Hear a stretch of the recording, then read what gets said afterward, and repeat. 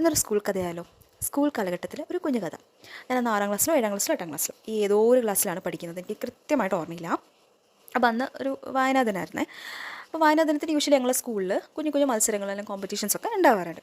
മലയാളം ടീച്ചേഴ്സാണ് അതൊക്കെ എന്ത് ചെയ്യുന്നത്, കൈകാര്യം ചെയ്യുന്നത്. അപ്പോൾ ഞങ്ങൾ മലയാളം ടീച്ചർ ക്ലാസ്സിൽ വന്നിട്ട് പറഞ്ഞു, റീഡിംഗ് കോമ്പറ്റീഷൻ ഉണ്ട്, ആർക്കൊക്കെ ഇൻട്രസ്റ്റ് എന്ന് പറഞ്ഞു, പറഞ്ഞോളൂ എന്ന് പറഞ്ഞു. അപ്പോൾ ഞാനും വേറൊരു കുട്ടിയും എൻ്റെ കൂടെയുള്ള എൻ്റെ ക്ലാസ്മേറ്റും എന്ത് പറഞ്ഞു, ഇൻട്രസ്റ്റ് ആണെന്ന് പറഞ്ഞു.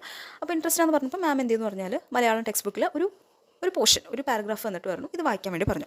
ഞങ്ങൾ രണ്ടുപേർക്കും ഒരേ കോമൺ ആയിട്ടുള്ള പാരഗ്രാഫാണ് തരുന്നിട്ടുണ്ടാവുക. അപ്പോൾ ഞങ്ങൾ രണ്ടുപേരും ഇത് വായിക്കണം. അപ്പോൾ ഫസ്റ്റ് ആ കുട്ടി വായിച്ചു, അതിനുശേഷം ഞാൻ വായിച്ചു.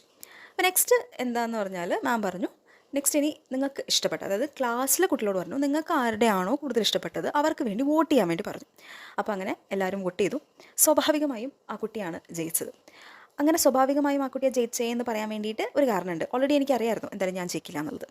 കാരണം എന്താണെന്ന് വെച്ചാൽ എന്തായാലും ഞാൻ വോട്ട് ഇട്ട് ജയിക്കാൻ പോകുന്നില്ല എന്നെനിക്ക് 100% ഉറപ്പായിരുന്നു. ഒന്നാമത്തെ കാര്യം എന്ന് പറഞ്ഞാൽ എൻ്റെ ഓപ്പോസിറ്റ് മത്സരിച്ച കുട്ടി എന്ന് പറഞ്ഞാൽ നല്ല രീതിയിൽ പഠിക്കുന്ന കുട്ടിയാണ്. അതുകൊണ്ട് തന്നെ സ്റ്റുഡൻസൊക്കെ കൂടുതൽ സപ്പോർട്ട് ചെയ്യുന്നത് ഈ പറഞ്ഞ കുട്ടീനെ തന്നെയായിരിക്കും.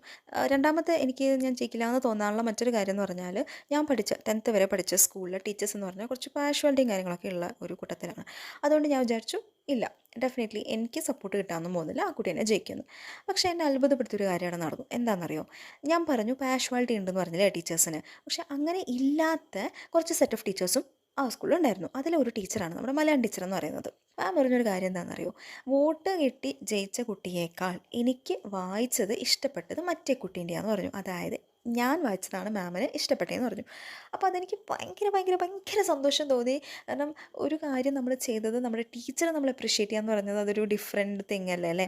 അതെൻ്റെ ലൈഫിൽ നല്ല രീതിയിലുള്ള ഇമ്പാക്റ്റ് ക്രിയേറ്റ് ചെയ്തിട്ടുമുണ്ട്.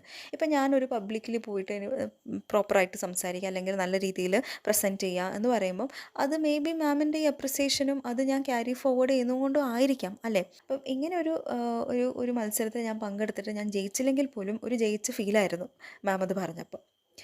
അപ്പോൾ അതാണ് എൻ്റെ കഥ എന്ന് പറയുന്നത്. എനിക്ക് ഈ ഒരു കാര്യം നിങ്ങളോട് ഷെയർ ചെയ്യണം തോന്നി, അതുകൊണ്ട് ഞാൻ ഷെയർ ചെയ്തു. അത്രയേ ഉള്ളൂ. ഓക്കെ.